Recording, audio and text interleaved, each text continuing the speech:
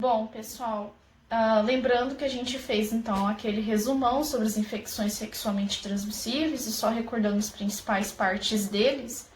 O HIV, a gente começou falando, então, sobre HIV AIDS e cada fase que cada um tem, né? Então, a fase aguda, assintomática, aparecimento dos primeiros sintomas e a AIDS propriamente dita, né? Então, a gente comentou que nas primeiras semanas, nós temos o problema da soroconversão e da janela imunológica, né, que é aquela fase, então, desde a fase que o paciente se infecta até ele apresentar os primeiros sintomas. E a gente falou, então, que esse é um dos principais problemas dos testes laboratoriais que nós temos para o HIV, né, que há dificuldade em detectar o vírus quando a gente está nessa fase de janela imunológica, de soroconversão.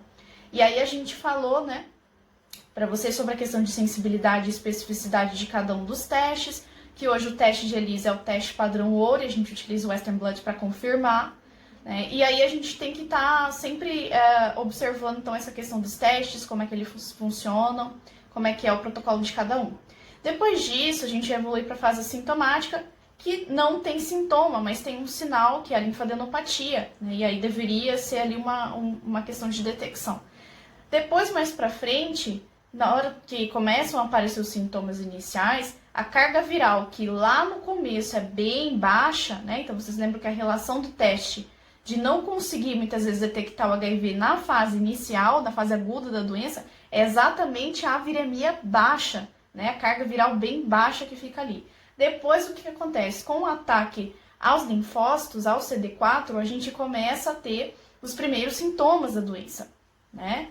E é aí, então, que eu começo a ter a redução acentuada do CD4 e é onde começa a abrir portas para as doenças oportunistas, porque eu fiz um ataque ali à célula de defesa do organismo, abro portas para doenças oportunistas, como a tuberculose. A gente até explicou como que era interessante fazer o teste de tuberculose, diagnóstico de tuberculose também no paciente com HIV, tá?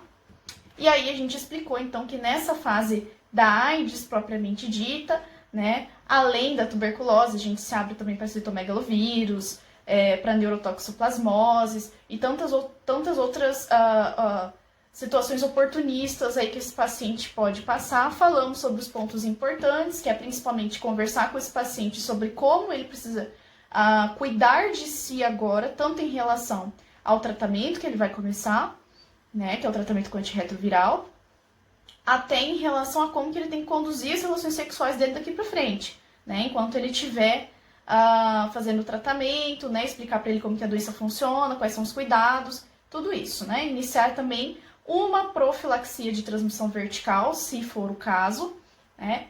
E fazer vacinas, se for o caso também de você fazer alguma vacinação desses pacientes soropositivos. Tem algumas exceções aqui que a gente já falou, né? E aí depois a gente comenta um pouquinho sobre sífilis, né? Aí fazendo geralzão sobre sífilis, então. A sífilis, ela é do treponema pallidum.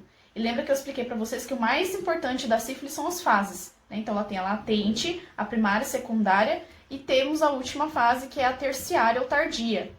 E aí cada uma dessas fases tem uma manifestação clínica diferente. Aí foi o que eu falei para vocês, qual é o problema da sífilis? Na fase latente não tem sintoma, tá? Então na fase latente, geralmente esse paciente é assintomático, não vai perceber porque não vai ter como saber, a não ser que ele faça um diagnóstico por desconfiança, por ter tido alguma relação sexual desprotegida com alguém, tá? Depois na fase primária é que começa a aparecer as primeiras lesões, mas são lesões tímidas, né? Tem fundos brilhantes, são um pouquinho endurecidas, não tem muita secreção. Depois eu evoluo, se eu ignoro essa lesão, eu evoluo para a fase secundária, que é onde o paciente começa a ter sintomas. E aí, geralmente, é o sintoma da febre, uma perda de peso inexplicável e alguns sintomas mais parecidos com uma gripe, como uma faringite.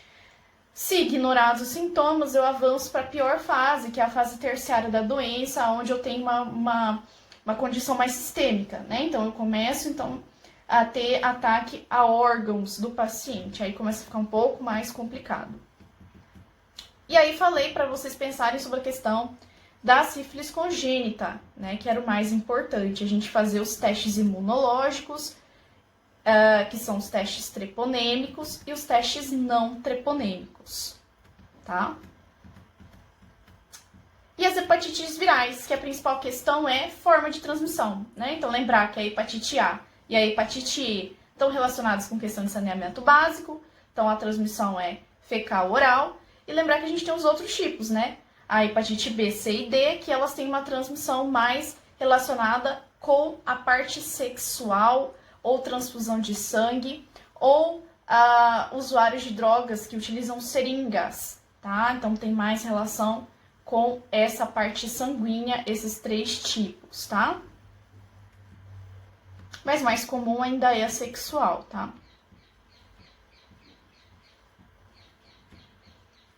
E é isso, esse seria o geralzão e as considerações que eu queria colocar aqui.